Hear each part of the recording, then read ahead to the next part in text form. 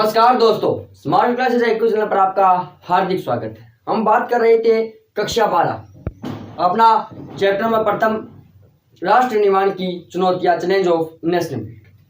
कक्षा 12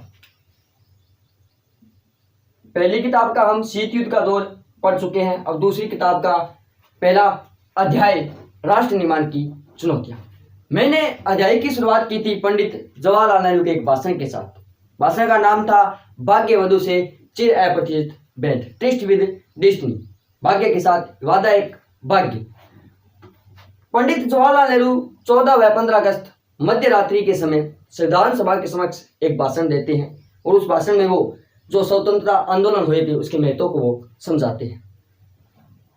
उसके बाद हमारे सामने प्रमुख 3 चुनौतियां थी राष्ट्र निर्माण में। एक, विविधता में एकता स्थापित करना, दूसरी लोकतंत्र स्थापित करना और तीसरी विकास। भारत में अनेक धर्मों के लोग हैं, हिंदू, मुस्लिम, सिख, ईसाई। लोकतंत्र स्थापित करना, लोकतंत्र में अशिक्षा, बेरोजगारी, गरीबी इसका प्रमुख कारण था। और विकास की बात मैं अध्याय तीसरे में करूंगा। जब हम तीसरा अध्याय पढ़ेंगे तब पंचवर्षीय योजना के बारे में पढ़ेंगे, तब हम विकास के बारे में बातें करेंगे। उसके बाद मैंने विभाजन, विस्थापन और पुनर्वास की बात की थी। उसमें एक द्विराष्ट्र सिद्धांत दिया था मुस्लिम लीग के अध्यक्ष जिन्ना साहब ने, मोहम्मद अली जिन्ना ने। उन्होंने कहा कि जहां बहुल्य क्षेत्र में मुसलमान हैं उस क्षेत्र को हम पाकिस्तान के नाम से जानेंगे। उसके बाद ब्रिटिश सरकार की घोषणा 3 जून 1947, जिसे 3 जून की योजना या डिकबर्ट प्लान के नाम से जाना जाता है। ब्रिटिश सरकार ने घोषणा की कि भारत या इंडिया वह बाहुल्य क्षेत्र जहां पर हिंदू ज्यादा है उस क्षेत्र को हम भारत या इंडिया के नाम से जानेंगे। पाकिस्तान जहां मुस्लिम बाहुल्य क्षेत्र है उसको हम पाकिस्तान के नाम से जानेंगे। रजवाड़े और रियासतें हैं वो खुद निर्णय लेगी कि वो पाकिस्तान में मिलना चाहती है या भारत में। अगर वो स्वतंत्र रहना चाहती है तो यह हमें मंजूर है। पाकिस्तान का विभाजन हो गया 14 अगस्त को। विभाजन के क्या परिणाम निकले वो आपको मैं बता चुका हूं। धर्म के नाम पर हिंसा, अमृतसर, लाहौर में सांप्रदायिक दंगे होने लगे। और क्या थे, धर्म के नाम पर हिंसा भी होने लगी। मानव इतिहास का सबसे बड़ा स्थान था। लगभग 80 लाख लोगों ने अपने स्थान को छोड़कर दूसरे राज्य में स्थापित हुए, यानी भारत वाले पाकिस्तान में और पाकिस्तान में स्थापित थे वो भारत थे। बाद में शरणार्थियों की भी समस्या थी, आर्थिक संपदा, भूमि की भी यह आर्थिक समस्या थी। उसके बाद मैंने बात की रियासतों की, रियासतों और रजवाड़ों की एक चुनौती भारत में विलय करने के लिए। रजवाड़ों की भारत में विलय करने के लिए सबसे अहम भूमिका निभाई थी सरदार वल्लभ भाई पटेल ने। उसके लिए इंस्ट्रूमेंट ऑफ एक्सेशन, एक घोषणा पत्र जिस पर भारत में शामिल होने के लिए एक विलय प्रदेश पर हस्ताक्षर करवाए जाते थे, जिसे क्या कहा जाता था, इंस्ट्रूमेंट ऑफ एक्सेशन कहा जाता था। उसके बाद हैदराबाद का विलय। हैदराबाद एक प्रमुख चुनौती थी। हैदराबाद के शासक को निजाम कहा जाता था। उस समय हैदराबाद के निजाम थे उस्मान अली खान। उस्मान अली खान ने कहा कि हम स्वतंत्र रहना चाहते हैं, तो भारत ने भी कहा कि आप स्वतंत्र रह सकते हैं, लेकिन हमारी कुछ शर्तें हैं। आप जो भी कार्य करेंगे वो जनहित में करेंगे, जनता के लिए, भलाई के लिए कार्य करेंगे, आपका कोई तानाशाह काम नहीं करोगे। कुछ समय बाद ऐसा नहीं हो पाया। गैर मुसलमानों पर वहां पर अत्याचार होने लगे। तेलंगाना में किसान, मजदूर व कम्युनिस्ट पार्टी ने एक आंदोलन छेड़ दिया। उस आंदोलन को कुचलने के लिए निजाम ने रजाकार होते हैं अर्धसैनिक बल, उनको भेजा। इस बात की खबर जब भारत सरकार को पता चली तो भारत सरकार ने सैनिक बल का प्रयोग कर 1948 में, सितंबर 1948 में निजाम ने आत्मसमर्पण कर दिया और हैदराबाद का विलय कहाँ हो गया, भारत में हो गया। हमने यहाँ तक पूरी जानकारी प्राप्त कर ली थी। उसके आगे की जानकारी है मणिपुर का विलय। हैदराबाद के विलय के रजवाड़ों की चुनौती चल रही है, उसमें हैदराबाद के विलय हम पढ़ चुके हैं। अब बात करते हैं मणिपुर का विलय। मणिपुर का विलय, भारत में मणिपुर का विलय किस प्रकार हुआ। मणिपुर का विलय, मणिपुर का शासक था बोधचंद्र। शासक कौन था, बोधचंद्र सिंह। शासक कौन था, बोधचंद्र सिंह। भारत सरकार ने बोधचंद्र को एक लालच दिया, क्या कि आप आंतरिक क्षेत्र में अपना शासन चला सकते हैं, कि आंतरिक क्षेत्र में आप अपना शासन चला सकते हैं, आप भारत में शामिल हो जाओ। तो क्या कहा भारत सरकार ने? भारत ने बोध चंद्र से कहा, भारत ने बोध चंद्र सिंह से कहा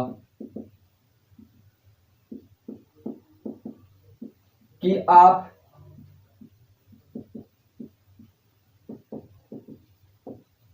आंतरिक क्षेत्र में आपको स्वायत्तता प्रदान की जाएगी।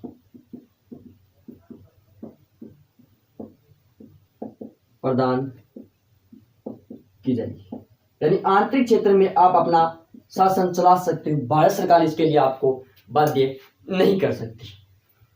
बोध चंद्र ने क्या किया? बोध चंद्र ने जून 1948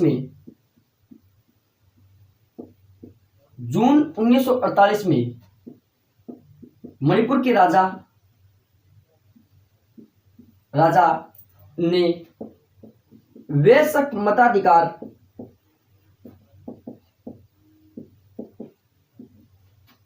मताधिकार विधानसभा के चुनाव करवाए।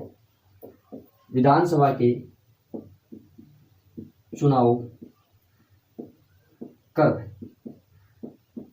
जून 1948 में बोध चंद्र ने मणिपुर में वयस्क मताधिकार विधानसभा के चुनाव करवाए। वयस्क मताधिकार जिसमें कोई भेदभाव ना हो, आयु के आधार पर ही वोट डाले जाए, वो क्या था? वयस्क मताधिकार था।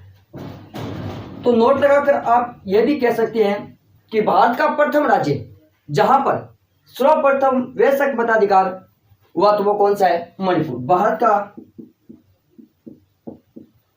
प्रथम राज्य जहां वयस्क मताधिकार पर चुनाव हुए,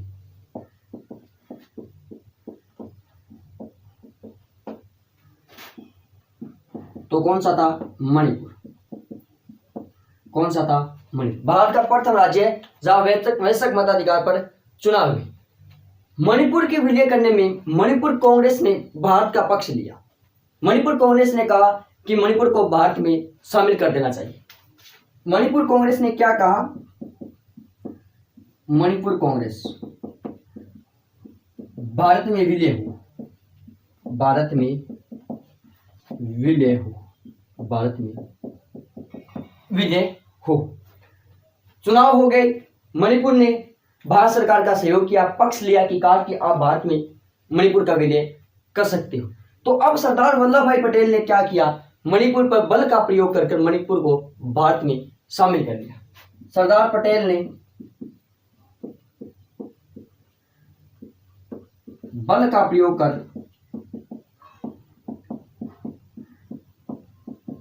मणिपुर को भारत में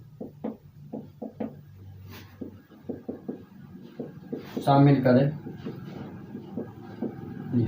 सरदार पटेल ने मणिपुर के बल का प्रयोग कर भारत में मणिपुर को शामिल कर लिया। तो मणिपुर का विलय, शासक कौन थे? बोध चंद्र सिंह। भारत ने बोध चंद्र को एक लालच दिया कि आप आंतरिक क्षेत्र में आपको शासन चला सकते हैं, आंतरिक क्षेत्र में आपको स्वायत्तता प्रदान की जाएगी। जून 1948 में बोध चंद्र सिंह ने वयस्क मताधिकार विधानसभा की चुनाव करवाए। भारत का प्रथम राज्य जहां पर वयस्क मताधिकार को चुनाव हुए तो कौन सा है? वह है मणिपुर। मणिपुर कांग्रेस भारत में विलय हो। मणिपुर कांग्रेस ने कहा कि आप भारत में विलय कर सकते हो। सरदार पटेल ने बल का प्रयोग कर मणिपुर को भारत में शामिल कर दिया। तो इसका आप स्क्रीनशॉट ले लें।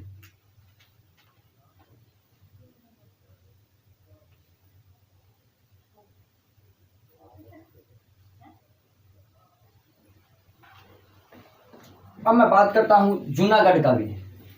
हैदराबाद का विलय भी हम कर चुके हैं, बात करते हैं जूनागढ़ का विलय।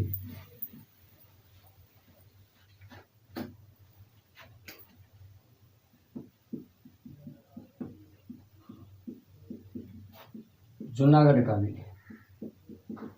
जूनागढ़ गुजरात के दक्षिण पश्चिम में स्थित एक राज्य था।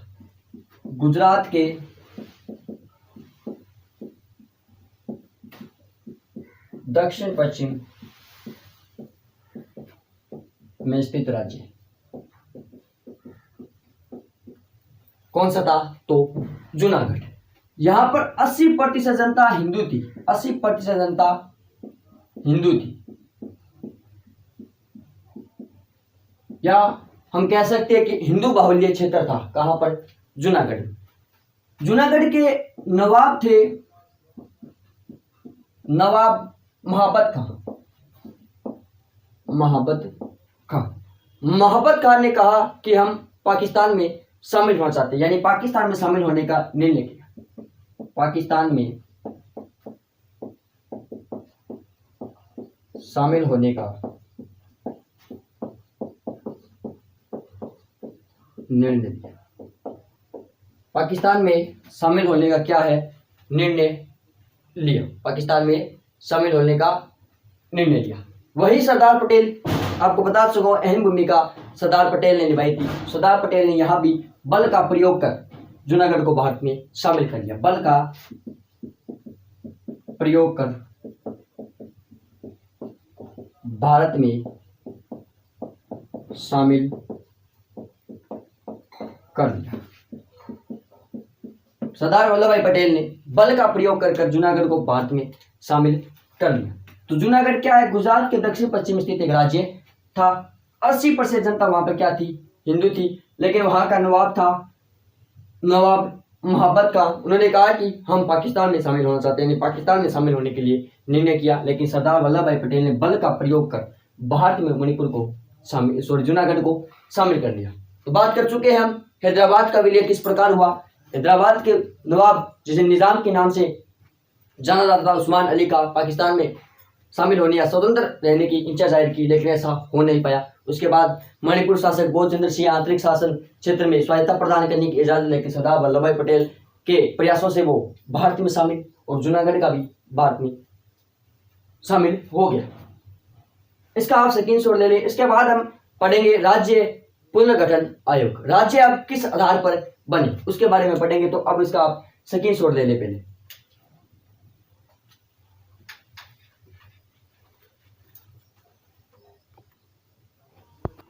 अब मैं बात करता हूं आगे राज्य का पुनर्गठन। राज्यों का पुनर्गठन की।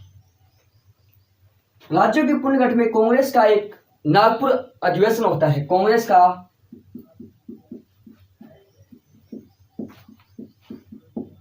नागपुर अधिवेशन कब? 1920 में। इस अधिवेशन में एक बात की जाती है कि अब जो राज्यों का निर्माण होगा वो भाषा के आधार पर होगा। क्या कहा गया? कि भाषा के आधार पर पुनर्गठन। भाषा के आधार पर राज्यों का क्या होगा? पुनर्गठन होगा। 1952 में आंध्र प्रदेश भाषा के आधार पर बनने वाला प्रथम राज्य कौन सा था? 1952 में आंध्र प्रदेश। यहां के एक गांधीवादी विचारधारा के एक नेता थे श्री रामल्लू। गांधीवादी नेता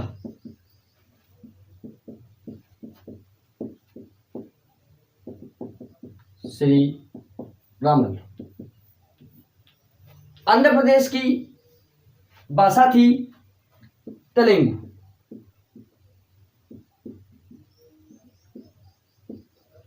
श्री रामल्लू ने एक अलग से राज्य निर्माण की मांग की। 56 दिनों के लिए इन्होंने अनशन किया। 56 दिन इन्होंने क्या किया? अनशन किया। अंत में इनकी क्या हो गई? मृत्यु हो गई। इनकी क्या हो गई? मृत्यु हो गई। और 1952 में आंध्र प्रदेश भाषा के आधार पर बनने वाला प्रथम राज्य था। अब मैं बात करता हूं आयोग की। पहले इसका आप सकी छोड़ दें। राज्य पुनर्गठन आयोग की। अब मैं बात करता हूं राज्य पुनर्गठन आयोग, राज्य पुनर्गठन आयोग। इसकी स्थापना हुई थी 1953। इसमें एक आयोग बना जिसमें 3 सदस्य थे। एक न्यायाधीश जो प्रमुख था जिसका नाम था फजल अली, इसे फजल अली आयोग भी कहा जाता है, फजल अली। दूसरे थे के.एम. पणिकर,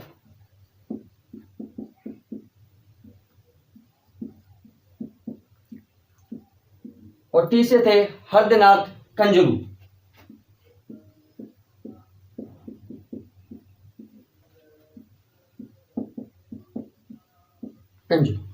इन्होंने एक रिपोर्ट प्रस्तुत की, एक रिपोर्ट दी 1955 में, और इन्होंने कहा कि अब जो राज्यों का निर्माण होगा वो भाषा के आधार पर ही होगा। अब जो राज्यों का निर्माण होगा वो क्या होगा, भाषा के आधार पर होगा। तो किसने यह कहा, तो ये राज्य पुनर्गठन आयोग जिसकी स्थापना 1953, जिसके मुख्य न्यायाधीश फजल अली, जिसे फजल अली आयोग भी कहा जाता है, फजल अली, के.एम. पणिकर और हरदनाथ कंजरू, उन्होंने अपनी रिपोर्ट 1955 में प्रस्तुत की। इसके आधार पर अब मैं सभी राज्य जिनके सन है वो आपको लिखा देता हूं। पहले आप इसका स्क्रीनशॉट ले लें।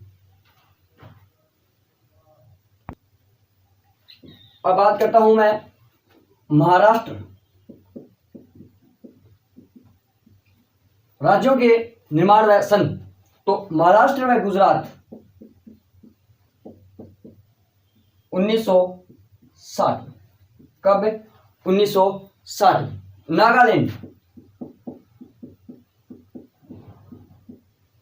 1963, नागालैंड कब, 1963 में। हरियाणा व हिमाचल प्रदेश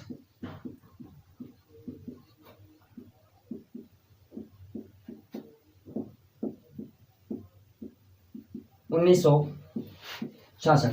महाराष्ट्र व गुजरात 1960, नागालैंड 1963, हरियाणा व हिमाचल प्रदेश 1966। असम से मेघालय का गठन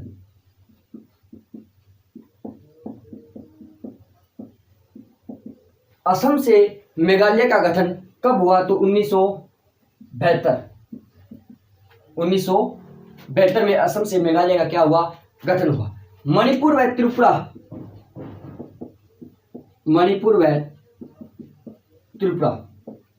1972, मणिपुर और त्रिपुरा कब, 1972।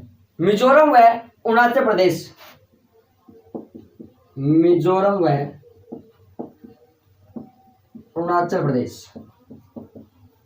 ये हो गया 1987। इसके बाद छत्तीसगढ़, झारखंड, उत्तराखंड, जिसे पहले उत्तरांचल कहा जाता था, छत्तीसगढ़, झारखंड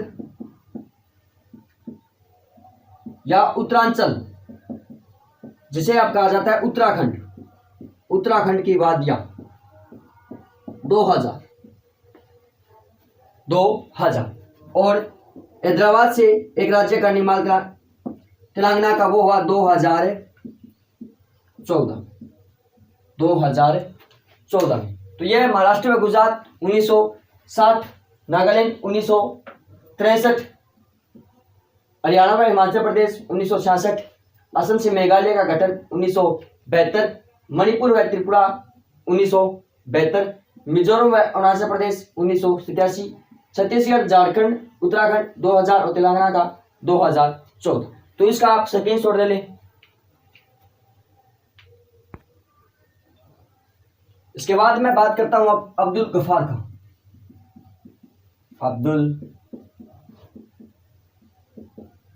गफ्फार खान, जिन्हें सीमांत गांधी के नाम से भी जाना जाता था। सीमांत गांधी या फ्रंटियर गांधी, सीमांत गांधी। ये द्विराष्ट्र सिद्धांत के विरोधी थे,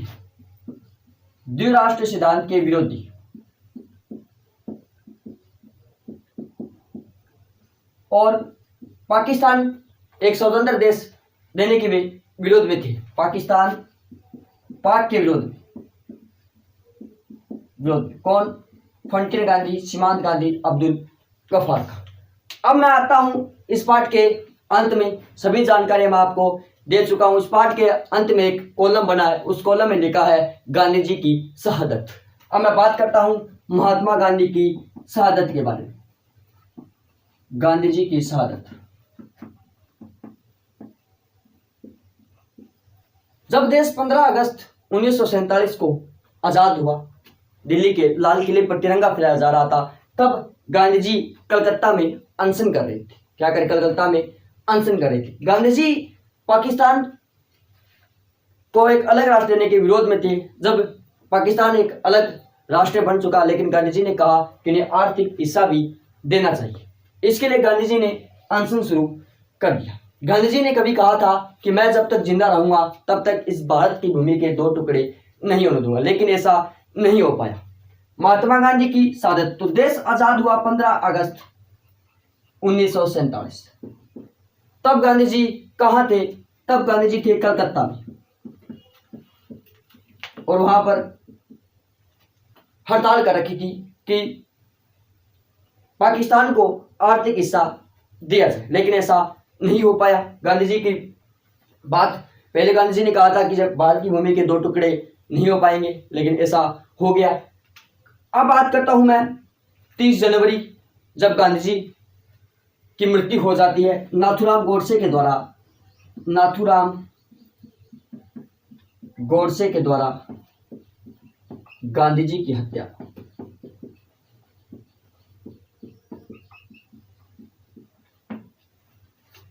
गांधी जी की हत्या। नाथूराम गोडसे गांधी जी की क्या कर देता है? हत्या कर देता है। तो यह पाठ था राष्ट्र निर्माण की चुनौतियां, चैलेंज ऑफ नेशनल बिल्ड, जिसके बारे में हम पढ़ चुके हैं। सर्वप्रथम नेहरू जी का भाषण, उसके बाद क्या चुनौतियां थी, फिर रजवाड़े विभाजन के क्या कारण, हैदराबाद का विलय, मणिपुर का विलय, जूनागढ़ का विलय, फिर राज्य पुनर्गठन आयोग 1953, रिपोर्ट 1955, 3 सदस्य फजल अली, के.एम. पणिक्कर, हरदनाथ कंजरू। भाषा के आधार पर सर्वप्रथम राज्य आंध्र प्रदेश, जहां पर श्री रामल्लू जो गांधीवादी नेता, उन्होंने अनशन किया 56, जिनकी मृत्यु हो जाती है। उसके बाद अब्दुल गफ्फार खान, जिन्हें सीमांत गांधी, फंटियर गांधी के नाम से जाना जाता है, और अंत में हम पढ़ा महात्मा गांधी की शहादत, जिन्हें नाथूराम गोडसे गोली बांधकर इनकी हत्या कर देता है, इनकी महात्मा गांधी की। तो यह पार्ट आपका कंप्लीट। अब आगे की वीडियो, जो पहले पार्ट का मैंने कराया था शीत युद्ध का दौर, उसी किताब का मैं दूसरा पार्ट कल लेकर आऊंगा, 2 ध्रुवताओं का